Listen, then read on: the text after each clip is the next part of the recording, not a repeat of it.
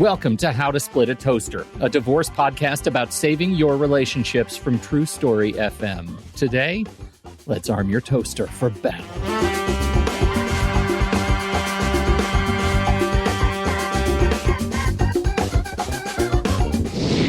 Welcome to the show, everyone. I'm Seth Nelson, and as always, I'm here with my good friend Pete Wright.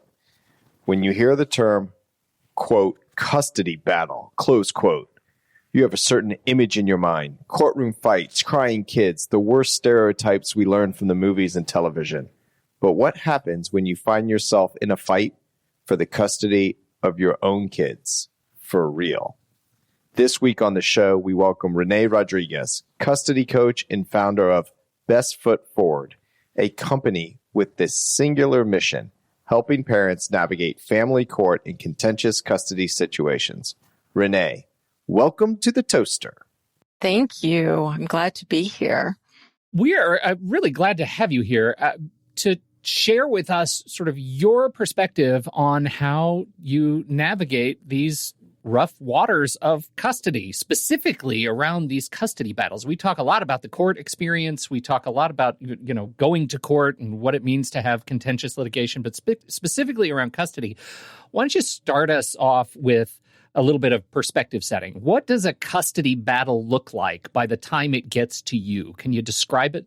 Sure. Yeah. Well, by the time people come to me, many of them are actually going for their second round of a custody battle, right? They figured something out the first round and they're coming back because it turns out it didn't work out, right? And then we have the clients who come to us because, they're going through a separation and they're not getting along well. The majority of our clients are actually suffering from domestic violence, right? We know that around 90 to 95% of people who separate they're going to figure it out. They're going to get a lawyer. They're going to sit and mediate. They're going to figure it out between the two of them. But the remaining 5%, those are the people who end up in court, and that's where things tend to get ugly. So by the time people come to me, they're fighting for their children and their children are caught in the middle and it's getting really ugly. And so when you say that they're going to end up in court, when I hear that, I hear they're going to a trial and a judge is going to make the decision on when those children see what parent and when, on what holidays and when. Is that the same meaning that you're putting on going to court? Usually, actually, when you go to court, there's you get stuck in a long process, right? So trial is something that the judges want to avoid. The lawyers usually want to avoid. Everyone Amen, sister, on that one. I agree. Yeah, right. It's so much money, right? You're already spending a lot of money to have this battle, this legal battle. But when you start out, depending on your jurisdiction, where you're located, they really like to try to send you to mediation. They like to send you to somebody who's going to sit you down and say, maybe we can figure this out with the help of a third person. Yep. And in Hillsborough County in Florida, it is required. Before you're going to trial, you're going to mediation. So I always tell people this isn't Monopoly, right? You don't go and just don't pass go, don't collect $200, go straight to jail. There's a long way to get straight to jail, so to speak. And in jail, I call going to trial because you're going to be trapped in a courtroom with someone else making the decisions for you. Okay. Yeah. But I'm with you. So you're talking about just how is this battle going to go down, and do we really have to have a battle? Yeah. The goal is to try to not have it be a battle, but really what it looks like for my clients is that the lawyers are sending letters to each other saying, tell your client not to do this. Can we try this with your client? Does your client want that? My client wants this. So you've got the lawyers sending letters back and forth, and that can be effective for some things, right? The clients are going to the mediation. And there are going to be court appearances. There are going to be hearings. And as you know, these things they're fast. A lot happens pretty quickly. I have clients who are shell-shocked that a visitation schedule has been set in just 10 minutes, right? So what took so long? 10 minutes? We get that much time? It's amazing. It's like, you go into court, you're kind of like, okay, we're going to talk about this, but you end up talking about something completely different. Decisions are made.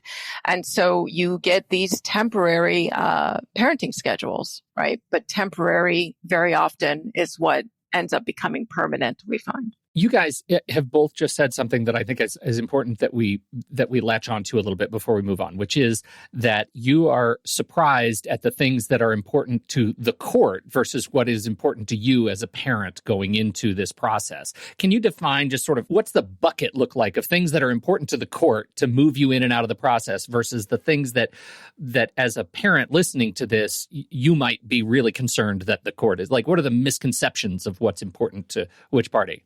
Pete, we only have an hour, max. Yeah. I mean, I can't even get the question Andy's, out that fast. At 40 minutes, Andy starts giving me the stop talking. Yeah, he's cutting us off. So, Reneé, I'll let you field that one first, and I'll chime in. So I use certain terms to kind of help my clients figure out what that difference is. And I kind of say, look, all of the stuff that you're talking about is valid. It's causing heartache. It's causing pain. It's problematic. But we're going to look at it as, here's what the court's going to see as gripes. And here's what the court's going to see as real issues. And that's sort of the way I word it with my clients, to say, okay, you're coming in and you're saying that he, won't let you keep the car. He won't let you use the car for the kids because he says it's his, you say it's yours, that type of thing. This is going to sound a little gripey when it comes down to the things they really want to look at, which is the parenting schedule and some of the bigger decisions that need to be made. The stuff that's going to fall under what a lot of jurisdictions call legal custody, right? And that's going to be, it's time for them to go to school and we're fighting over which school to go to. I want the private school, but he's refusing to pay tuition. I want the public school and she's refusing to comply. That type of stuff, it's timely and it's huge. So it's got to happen, right? So you can't be focusing on the child support check is coming late, or this is happening, or our child is saying this. All of the stuff that all of that stuff is going to be something that's going to be in front of a guardian ad litem or whoever your child's representative is, or the evaluator, right? But all those little things you want to put together for somebody else, for the judge, when you're in there for 10, 20 minutes, if that, as you're saying, Seth, it's honestly going to be the big stuff. So the key here, Pete, to understand is every jurisdiction does it differently. So it's not uncommon if I have a temporary relief hearing, which is I'm going to the judge and saying, this is what I want the parenting plan to be from today until we finally get this couple divorced. And that's when the permanent parenting plan will be in place. I'm lucky if I'm going to have an hour to do that. Now, out of my hour, it's set from 4 to 5. I get a half hour of time, and opposing counsel gets a half hour of time. So now I'm down to 30 minutes. And then there might be some procedural arguments or some the court might ask us some questions where we're on this case before we get started. So let's just say that stuff takes 10 minutes. Now we're down to 50 minutes. So I don't get my 30. I'm down to 25. Okay. And I have 20 factors, A through T, that I have to talk about in 25 minutes. And it's not that I get to just say, Judge, here they are. I have to put on a witness. I have to ask questions and answers about all of these factors. And I have to explain to the court what I want the parenting plan to be. So that's one witness. And it's usually my client, who obviously is biased, as all clients are, to themselves. And that's assuming I don't put on the other party. So just think of the amount of information that I have to get into the court through the question, answer, through objections of the other side. It's a lot. Now, what you need to do is decide on what's the most important factors. And in that first 5 to 10 minutes when we're doing the intros, I'm telling the court, Judge, we are not going to discuss these factors. We're only going to discuss these factors because it's temporary. We think these are the most important ones. So I'm going to limit it, and I'm going to get in and get out as quick as I can. Now, here's the other problem. If I'm doing temporary relief on a parenting plan, maybe we're having financial issues. So now I got to talk about who keeps the house, how much alimony should be, And what's child support? So I've just added these other huge issues, and I still only have my 25 minutes. So choose wisely. And I think Renee's point is well taken.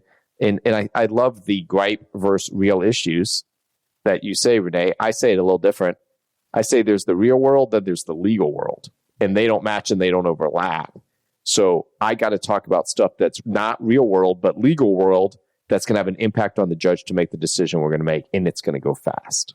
That gets to exactly the question, right? Which is, as a parent, a non-legal actor in this legal process, how do you coach me to get over the fact that the things I think are most important are not most important and may not be in my best interest? Yeah, so what we do is when people come in and work with us, we have them do what we call the custody blueprint. And with that, they're going in and they're filling out a lot of stuff. In putting it down on paper, they're forced to kind of look at what their complaints and issues and concerns are. One of the sheets that we use that works really well is something that's called your concerns about him. And then we talk about his concerns about you, or vice versa. We do mostly work with women right now because our focus is on domestic violence. And statistically, it's mostly, not always, but mostly women who suffer from domestic violence. So that's why I'm using that terminology. Now, so we've got a client who fills out something, and we've got all the different things we know are going to come up, right? It's going to be neglect and abuse. These are the possible things that are pretty much always going to show up somewhere. And then we have an other category. They're going to go in and they're going to say, these are our issues, but here's the proof I have for it. And that's the requirement.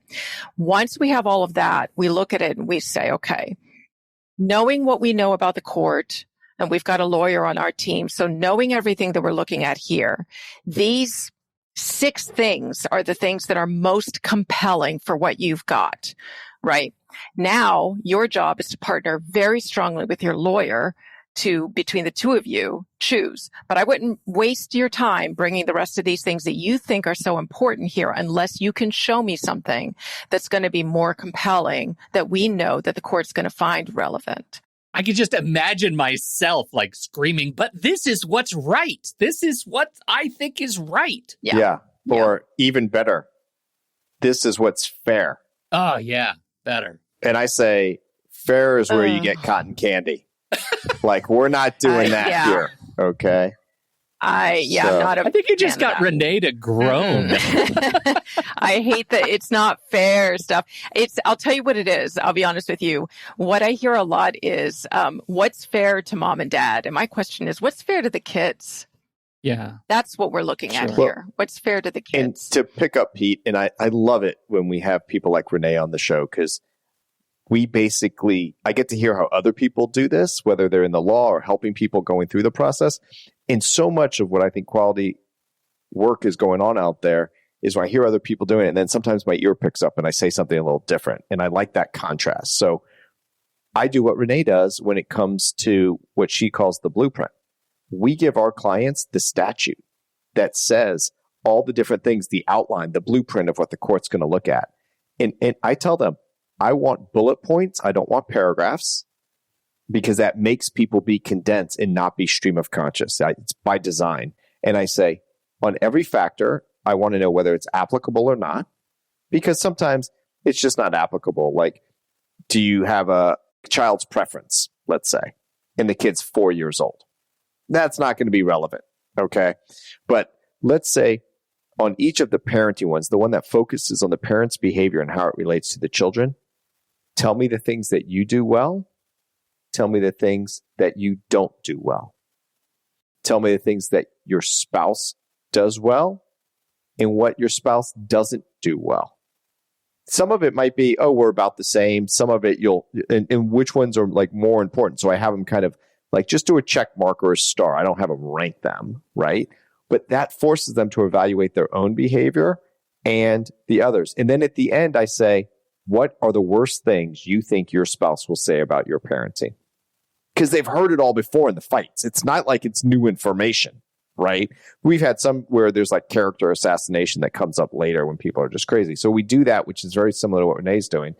Now, Reneé said something where my ears picked up here. Reneé says, I want the proof. Now, being a lawyer, I tell my clients, you don't have proof and you don't have evidence. You have information. So I want the information that supports what you're telling me. Then I have to get that information into court. So in the courtroom, it will prove what we want it to prove. So the outcome is what we want. But I use those terms differently because I have clients that say, I've got proof because his best friend told me. Well, that's hearsay. That's not coming in court, right? So I use that differently, but it's the same concept. Show me what you got. Yeah, it comes down to that. It's the documentation. And a lot of times what I have to keep repeating is, look, you got to document everything, especially when you've got domestic violence going on here. But here's the thing. You've got this big old stack of stuff. You can't just come in and dump that down in front of the judge. You're going to use about maybe 5% of everything that you've got there. So you're really just looking for the pieces that are relevant and compelling. But we usually say, get that documentation in order. Yeah. And Pete, by 5%, remember, we've had discussions about apps where parents communicate and the court's allowed to look at it. And someone will submit 2, 3, 4, 5, 6 months, if not longer, of communications back and forth. And the judge will say, the other side goes to put it in, and they'll say to me, Mr. Nelson, any objection? I'll be like, Judge, it's, I'll say voluminous, like it's the same thing over and over. And the judge will look at the other side and says, I agree. Because if you put it in, I'm going to read all of it. So give me your 5 best, what you really want me to see. But I'm not going to read 6 months of communication between parents. Right. But again, as a parent, I can see how I would be incented. Like, Seth, you brought up, I want bullets. Well, I can see all kinds of ways I would take your bullets and I would raise you 300-word answers for each bullet. Like, I can see how emotion would drive me to work counter to myself in the context of the law. But I think it really does come to finding those particular, because it is 6 months, 12 months, who knows how long. And you look at these things and people can get so acrimonious, but when you've got something that actually has it laid out what the problem is, that's a good piece of documentation right there, right? Like one email is all you need to show something. And then you can say, I've got plenty more where this comes from, but this is what I want you to look at, right? Right. And part of that, Pete, where you're saying the emotion takes over and you want to show me everything, it comes from people's natural feeling that if I just tell my story, they're going to understand and agree with me. Yeah. And they don't. Yeah. And they're shocked when the judge doesn't do it. And that's why, and we've talked about this before, when you're preparing for court, you listen to the question, you think about it. If you understand it, you answer it honestly in the least number of words as possible. And then you stop talking. Yes. And I put you on the stand, Pete, and you were so nervous. You're like, oh my God, right? And we were talking about your name, answers to questions Yeah, I did. I got that wrong. Right. Yeah. So on that whole point, and I'm telling people that when you get emotional, it detracts from your ability to have your story told. Now, there's portions for emotion, right? And there's ways to bring out evidence that makes it believable. So boiling it down is so important. Pete, we need to talk about the holidays and divorce. It's a stressful time for families, especially when alcohol is involved, and our friends at Soberlink want to help. Yeah, they do. Soberlink has teamed up with us here at the Toaster and other divorce and family law experts to provide information that you didn't know that could help provide peace of mind during the holidays. Seth, tell the people about Soberlink. It is the solution for you if you're going through a divorce in a custody case involving alcohol.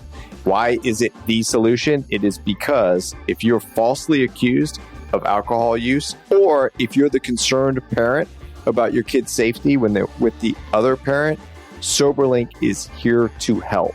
And the way they do that is they offer a remote alcohol monitoring system that is the gold standard because of its technology, where literally the parent who is trying to say, I'm sober, I'm clean, I'm focused on the kids, They will blow into the device. It has facial recognition, and it will give real-time information to the concerned parent so they know you're sober, you're focused on the kids, they're safe, go enjoy the holidays. Absolutely. And you can get Soberlink's free guide for the upcoming holiday season. You just have to request it by visiting www.soberlink.com/toaster. That's www.soberlink.com/toaster. We thank Soberlink, the entire Soberlink team, for sponsoring How to Split a Toaster. I want to transition because I feel like that is a great segue into a part that gets it emotional, which is the kids, right? Reneé brought up the kids, and I'm interested in, we're in this high conflict, this contentious, potentially domestic abuse situation. What are the steps you go through to protect the kids during a custody battle? It seems like those are the kids are the ones who are at greatest risk, and this is not really a battle involving the kids. It's between the parents. Am I right in thinking about that? Yeah, this becomes one of the biggest problems too. I mean, you hear these accusations of parental alienation, right? In spite of the fact that that's junk science. You've got the domestic violence by proxy, but I think the best thing that I always say is you can't be talking to your kids about the court battle. You just can't. I know, Seth, earlier you were saying the children, when are they old enough to actually speak to the judge, right? Well, you want to try to avoid that altogether. It's going to happen from time to time, but you shouldn't be coaching your kids. You shouldn't be talking to your kids about it. It's my recommendation that as little awareness of these court dates and all these court preparations that the kids can have, the better. The problem is that, what if the other parent isn't doing the same thing, right? What if the other parent is disparaging what we call the healthier parent when we're talking about domestic violence, right? What if they're preparing them for court? I just had a client recently who the abusive parent had the child memorizing note cards and filed a motion specifically to have the children talk to the judge. That was a whole motion. Please talk to these kids because they say they want to be with me. Meanwhile, my client has documentation like crazy of bribery, the note cards, all of it. And this is the kind of thing that's really heartbreaking to see. And let me tell you, judges that have been doing this long enough, they know, and they've said it in open court. Be careful what you wish for. I've had so many clients say, or cases, I should say, where one parent is saying, I want the judge to talk to the kids. I want the judge to talk to the kids. I want the judge to talk to the kids. And if I'm representing that parent, I'm like, let's be careful, because sometimes they get behind closed doors and they don't say what you think they're going to say. Yeah. Right? If that judge could make them feel protected and safe and saying, I'm here to do what I think is best for you. You get to tell me your story, and they talk it through, and sometimes that's not going to work out in your favor. And the other thing, kind of to backtrack a little, Pete, one of the most difficult things about family law, it is really what I can think of as the only area of law off the top of my head where the main thing you're fighting about, which are human beings and their lives, the children, don't get a say. And really what we're doing is evaluating the parents and how they are as parents and how do their actions impact the children. What the judges have a really hard time doing, because cases don't get presented to them the way the judges might want to hear them, is stop talking about your bickering, start talking to me about the kids, right? And we've had Judge Tibbles on the show. He's like, if a parent comes in and tells me everything's great and parenting's easy, I've got kids. I know that's not the case. Yeah. Let's not forget judges are human, I think is that message. Yeah. Reneé, you're laughing as if you got a dozen kids. You're like, that's not true. I've got one. So for those of you who do have a dozen kids, my goodness. No, you make me think of there's this idea that's always dominant in my head. And I think I know it comes from my psych background. And really, It's frustrating for me because, we've got all these 50-50 schedules and what's the best 50-50 and what's the best schedule and who's going to be the primary caregiver. And I kind of feel like instead of doing this whole, oh, well, now that we're getting a divorce, I've got a wake up call and I want more time with my kids. Let's look at the kids and let's see what's kept them stable. Who has been the primary caregiver, right? It used to be that that's what we were focusing on. And now it kind of feels like we're just looking at how can we get this to be 50-50? What's the best 50-50? But psychology tells us that there's not just a primary caregiver, there's a primary attachment figure. And the primary attachment figure is determined within the first 2 years of a child's life. So if you have a dad or a mom who has been the primary caregiver for the first 2 years of a child's life, it's so interesting because there are studies that show that even if that primary attachment figure is taken away for some reason, they were in jail or they had to go abroad or whatever, and the other parent becomes a primary caregiver, that child will still feel closer to the absent parent who is their primary attachment figure. But that doesn't even come into play in court. And so I find it interesting that we're looking to see how we can reach 50-50 instead of saying, what stability have these children have? Can we trust it? How can we make that still happen, but allow them to go and visit the parent who wasn't their primary caregiver and is still a valuable person in their lives? Unironic, non-sarcastic question. How many times does that conversation happen outside of court between parents who are trying to determine custody? Even in non-contentious situations, is that this is the first time I've actually thought about it the way you're talking about it. But I guess puppies imprint on parents. I feel like we did have a very similar conversation around how to take care of pets in a divorce situation. And I can't believe we're actually talking about kids that way right now. It's just sort of a surprise to me. I have this conversation all the time. And I've made these arguments in court. And here's how it goes. Judge, these children are attached. Here's why they're attached. They're doing great in school. Here's everything. I think this parenting plan should mirror what's been happening in their lives, right? That's the argument. Yeah. The flip side of that is, Judge, of course that's what's been happening in their lives because they were married and they were dividing up parental responsibility and financial responsibility, but now things are changing. And it's the public policy of this state that kids spend as much time with both parents as possible and in frequent and continuing access. And because things are changing, therefore, the kids are going to have to adjust. And things will change. And there's always an adjustment period. We get it, Judge. But it will be okay. And that's the other side of that argument. And so then people start throwing bombs, right? And literally, and Reneé hit on it, we go for 50-50. One parent wants 50-50, right?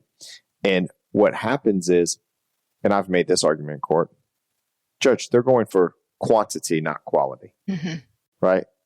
So what do we really want? We want a parent who's at the game and puts down their cell phone. That's right. That's right. I like the way you phrase that.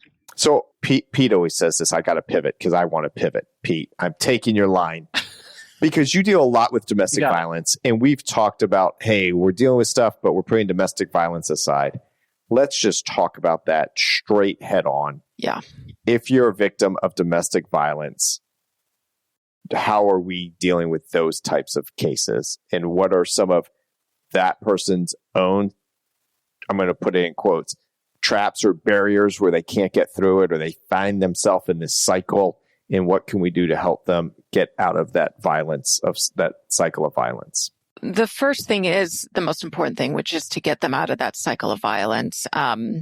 We know that the most dangerous time is when you announce that you're leaving and you go. So if there is violence or if there's the potential for it, that's the most dangerous time right there, right? The DV hotline is very good at this. They are very good at telling you how to leave, what to do. They're very good at finding you your local resources. But then once you've gotten away from that, right, then you are going into your court battle. And so it looks a little different. There are different things that you need to be doing. And this is where it gets tricky. I won't lie. We really have to look at each case specifically. And keep in mind that when we talk about domestic abuse, which is a term I'm using more and more rather than domestic violence, because of the domestic violence that is psychological abuse, coercive control, laws are being passed in other countries. And we've got bills in some of our states and law in Washington, but we're not quite where we need to be with that, right? So when I talk about domestic abuse, it encompasses all of that. So then what happens once you're in a court battle? Well, you got to get yourself a DV advocate, a domestic violence advocate. But I want to be clear that you have to really find out what your advocate's going to do, because for the most part, an advocate is simply there to help you process the abuse and to figure out what next steps, what resources could be. They'll direct you to housing, financial, all kinds of resources there. And many of them will actually come to your court case, whether it's Zoom or in person, and just sit there as a domestic violence advocate. And I like that as a statement. So I will tell you, before that happens, I always advise talking to your lawyer about who they want in the courtroom. I like that. Because remember, judges see everything in the courtroom and they're human and they're influenced by it.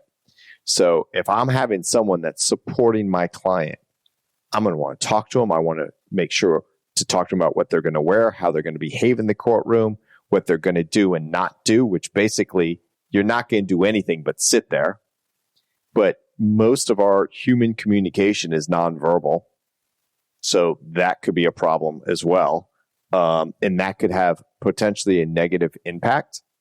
So just always think that through. Having support is great, but you don't want that support to become a negative aspect in your court case. Yeah. With the DV advocate, so that's somebody you've got, right? But then you're bringing in your concerns and you're trying to show what's going on in the household, because what we find is that it's usually, this is where the battle gets ugly. This is where it's kind of like, I want everything. A lot of times what we're looking at, to be honest with you, is litigation abuse and control to the point where we will have an abusive parent who wants the children. And now that they have the children alone, whether it's just for one day a week or whether they've got a little bit more time each week, what they find out is they come back and they say, well, they just sat them down in front of the TV. They dropped them off at their own moms. So they're not really taking care of them. And their focus is more on, I just don't want her to have the kids. I just don't want him to have the kids. But let me point on that. Yeah. So now, Pete. Yeah. You have a parent who's fighting for the children, not because, I'm going to just say not because he wants them, because he doesn't want mom to have them. And he sits them down in front of the TV or he drops them off at grandma's house. Here's the conversation I have. They're better sitting in front of the TV than dealing with him. They're better at grandma's than with him. The hardest thing in the world is being a single parent, really being a single mom. You need to recharge your batteries. If they're with grandma, they're safe. No, they're not. She'll hide from them. Okay, let's just talk it through. The court's giving them some time. So we have to adjust our expectations. There is not a judge or court in this world that can make your spouse be a good parent. Mm-hmm. Stop asking the court to do that. Right. You know what? Thank you for bringing that up, because I got to be honest, with these parenting classes and these types of things, it doesn't enact change. It doesn't. You mean like court-ordered parenting classes? The court-ordered parenting classes, that type of thing. There are very few classes that can really make a change. And we know that you have to first admit that you're an abuser and be willing to change. And the chances of that happening are slim to none. Especially when the court has ordered you to do it. Right. Exactly. Go to this advanced parenting class. Yeah. Go to this and admit that you're a bad person. Right. The other thing to that, you can change what you do. So I work a lot with my clients, frankly, during the litigation to change how they communicate. Be brief, be informative, be friendly, be firm. And it's only about the issue at hand. Boom, boom, boom, boom, boom, boom, boom. And you just keep it. And it's almost like the same, in quasi quotes, rules that I give for your deposition or being in court. You really got to keep it brief. Just the minimum. Don't go on and on, because that just opens the door or the proverbial can of worms. So that will also drive your spouse crazy because now you're communicating differently than they've expected or they've seen over the last 2, 3, 5, 10, 15, 20 years. And it throws them for a loop. And now they have to try different behaviors to get back to pushing your buttons. And when you hold firm, they're lost. It's fascinating to watch the change between, and you can see this yourself if you're in this situation and you make that change where you're brief, you're factual, you're friendly, you only respond to logistics about the children, nothing else. And they go nuts, the controller, the abuser, they started, the accusations come flying in. I kind of love that. First off, you've got finally this parent's getting some control over their life and they're keeping it brief. They're not giving away evidence, as it were. But the other thing is I call it evidence gathering because the accusations come in. It's kind of like, so here's some more accusations we might see. And that's what you're going to tell your lawyer. Here's some more accusations that are flying in. Let's prepare for this too. So I find that craziness that they come back with kind of helpful. Certainly to present or to confirm the case that you're making to your own attorney. Yeah, that's right. You're telling these stories that are kind of crazy. You're about to see it in action. Let's go to court and see what that's like. And the other thing on that, Pete, yeah, when you get these type of people in court, they're lost because they're not in control. They're treated like a child, speak when spoken to, and it's answer the question. And I usually see someone that's just combative all the time still. They just can't get it out. And the court sees it and they're like, well, judge, here's what I'm talking about. Or they're overly deferential to the judge and to the bailiff and all that stuff. And it's almost like they come in with their tail between their legs and they're just so super, super nice, right? Right. The judges see all these personalities and it's almost like, really? That's like the creepy neighbor next door that, he was always so nice. And then he's the axe murderer. Right. Right? Yeah. And they're like, oh, yeah, everyone likes him. My clients tell him, everyone likes him. He's so charming. I'm like, he's not going to be charming when I'm pressing him on answers and he's not answering them. Right. Yeah. Well, and that's something that's interesting, Seth. You bring that up. We talked with Megan Hunter on a high conflict divorce and talking about some of the same issues. And one of the things she had indicated was, you like narcissists always think that they're the first of their kind, right? That they're the first and the best. So they come into court and they surely feel like you've never seen anything like me. Right? Like I'm going to be better than anybody else who's ever done this thing, put on this show in this courtroom at this time. So I think that's fascinating. I've seen it in depositions where literally they think they're smarter than me. And guess what? They might be. But this is their first time being deposed in a family law case, and I've done this 1,000 times. Right? Yeah. So right, I just have more experience. Right. I've seen more pitches. And I see their lawyer, who I might be friends with and who's a very good lawyer, and I'm asking these questions and the answers they're giving. And the lawyer's like, oh my God, my guy's getting filleted. And then we get done with the deposition and then we offer a settlement, right? And then I've got that on record. So when he answers differently in court, what changed in the last 3 weeks? So it's really where they don't understand, I'm going to put this in quotes, the game they're playing. No, I agree. They don't understand the process. They don't, and when you can get under them, their skin, which isn't really hard to do, it shows their true colors. And if they're just doing this, like you're saying, Pete, I'm the first of my kind, I've got this, they don't. Mm-hmm. But you need a lawyer that's going to be able to expose that through the questions and answers and listening to the answers and doing the follow-up questions and drilling down. And you do, but it's true. They think that they're special and unique. It's part of the work that we do is we'll do group coaching calls because we found it's incredibly effective for people to see us work with other clients. And over again, we'll bring up an email and a client will say, how do I respond to this? And there will be 2 other people on the Zoom saying, holy crap, almost word for word. I have that email. Yeah. And it's like they thought, they feel so alone because it's such an attack, and they do think that they're so superior and that type of thing. But it's like there's a narcissistic playbook out there, and they're all just memorizing it. And then they think that they actually made it up. It's insanity. I'm a little bit relieved that I don't think they listen to this show. The narcissist? They don't need it. Those people. They don't. Yeah, the narcissists. They don't need anything. That's not really our core audience. Why would they? They know everything. They got it already. Exactly. So I feel like we've talked a lot. I just want to put, before I forget, you mentioned the DV hotline. It is thehotline.org, THE hotline.org, and the National Domestic Violence Hotline. Their domestic violence support is fantastic. They are saying that it's a 15-minute wait for calls, possibly more right now, but it is staffed 24/7. You can chat with them. And if you are, I'm sort of blown away by the technical back end of the site. I mean, if you feel like you are in a place where your internet use is if you're being watched or somehow in a not a safe place, they have this little trick. You can just hit the escape key twice on your keyboard, and the site just takes you back to Google. It's just so smart. They've thought of a lot of things. The resources in the show notes. But if you need a resource while you're listening to this show, it's thehotline.org. Awesome.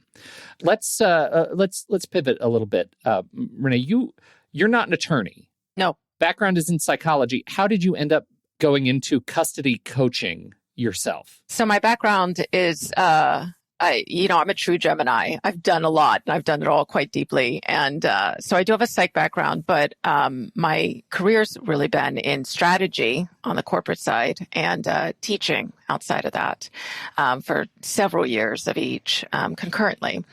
So I went through my own custody battle with someone who was highly problematic. I was calling the DV hotline, and they were telling me how to leave and that type of thing. And when I was going through it, I ended up interviewing 13 lawyers before I found one that actually said the right thing to me. Wow. Yeah, 13 lawyers. It was like, you could tell I'm a teacher and a researcher, because I was like, okay, the 13th Unless you would have lawyer- explained that to me, like I'm a teacher and researcher. If you called me and I was like number 7, I'd be like, Reneé, I'll be straight with you. We're not off to a good start. So what's interesting about it is that I couldn't quite get anybody to understand what I was dealing with. And I knew there would be somebody out there. I just knew it.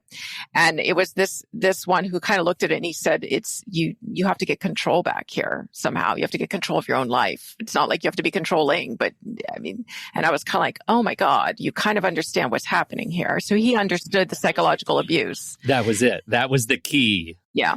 Reneé, I'm gonna put you on the spot here. Okay. Because I'm going to tell you what I tell potential clients when they call me and see how you would have responded.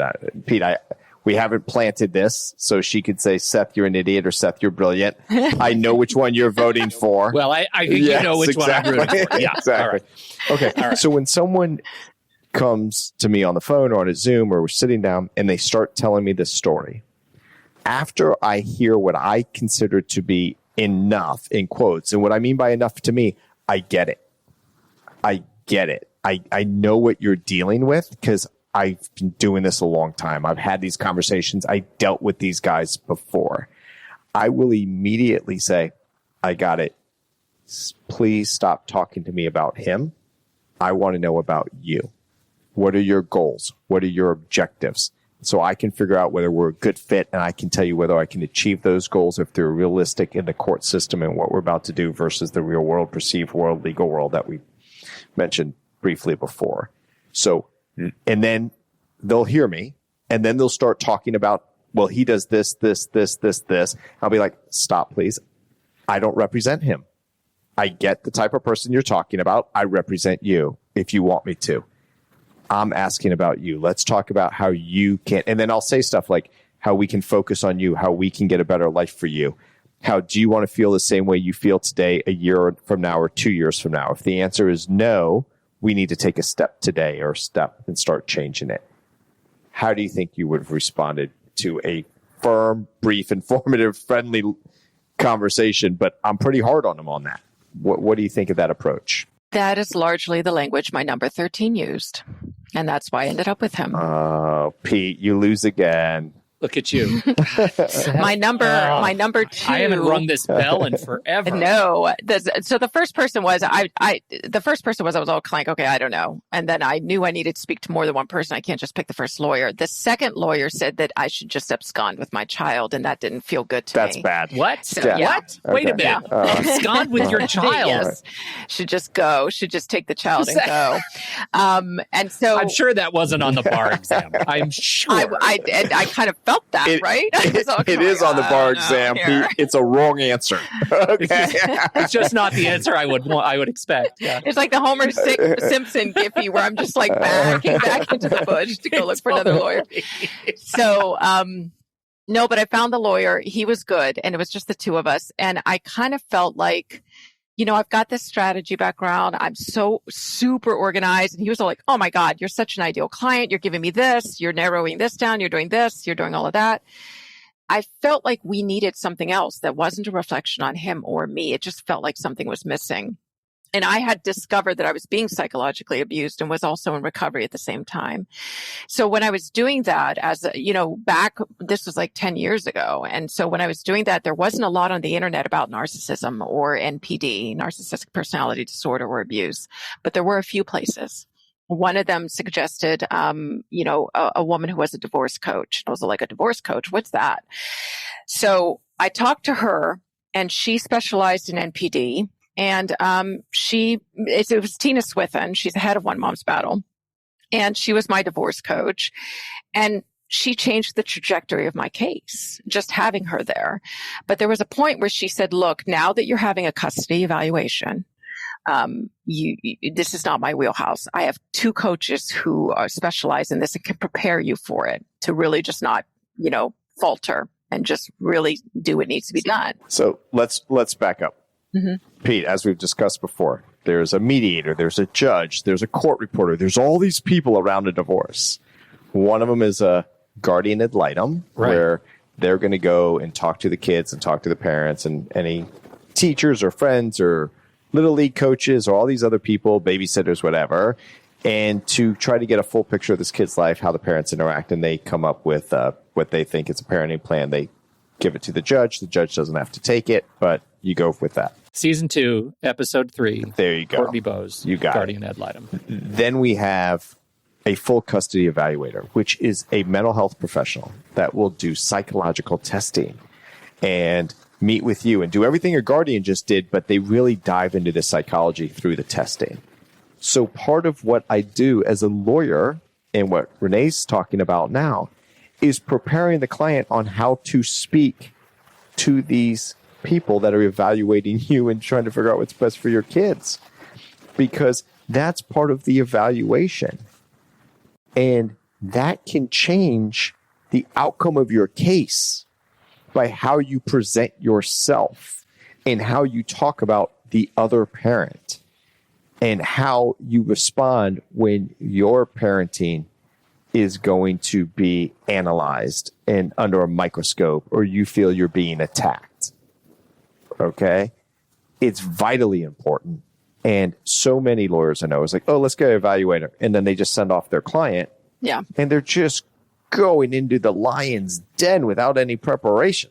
Yeah. So that's that lion's den was what I was going to go into without preparation. But Tina said, you know what? You have this strategy background. You organize and research like crazy. Just come up with something, figure out how to present your documentation, your evidence, as it were. And, let's just kind of get through it. So I put some stuff together, spent a few weeks, came back to her, and she said, Reneé, I've never seen anything like this. I've never seen anything like this. She said, you're presenting it in such a clear, persuasive way.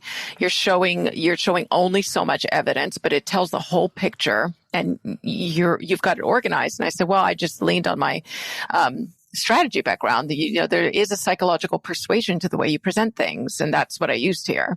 She said, you should become a coach. And I said, slow your roll. I really need to get through this. But a couple of years later, she had spread the word, and people were like, I need these templates. I need these templates. And these templates were going out all over the place. And a friend said, you got to just be doing this. You got to give up everything you're doing. I think that this is what you should be doing. And so that's what I've been doing for the last 5 years. That's where you are. Mm-hmm. Fascinating. So then you practice your business through Best Foot Forward. I do. Where would you send people to learn more about your work and the kinds of tools you present for folks? You can go to thecustodyblueprint.com, thecustodyblueprint.com, and there you can find out more about us. We do talk about the kind of clients we work with, which is largely what I've been describing. We're pretty much, our niche is really people who have suffered narcissistic abuse, quite frankly, men and women. We help them get through it because I'm also a domestic violence advocate now. So the thing of it is that, what we're doing is, yes, people are using the blueprint and using these templates and figuring out how to get through the evaluation, but we help them partner strongly with their lawyer.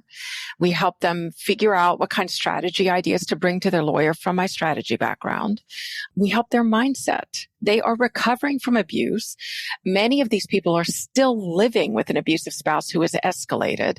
And how do you appear in court if you're a mess and appear and, everywhere? And so we help with that as well. And then, of course, we help them organize their documentation and select some of it to bring in to show the court. You hear that, Seth? I mean, that sounds like a dream for a guy like you. I'm actually going to just take the rest of the day off. Have Reneé work with everybody. With everybody you got on the docket. Yeah. Everyone on the docket. So the question for you, Seth, how many, just as a rough percentage of the cases that you deal with on a given time period, say a year, are contentious enough that they escalate to this sort of classification of custody battle like we've been talking about? 10%, 20%, 5%? I would tell you that less than 10% of the cases go to a full-blown trial. Probably less than 5% go to a full-blown trial. It doesn't mean that there weren't some skirmishes along the way.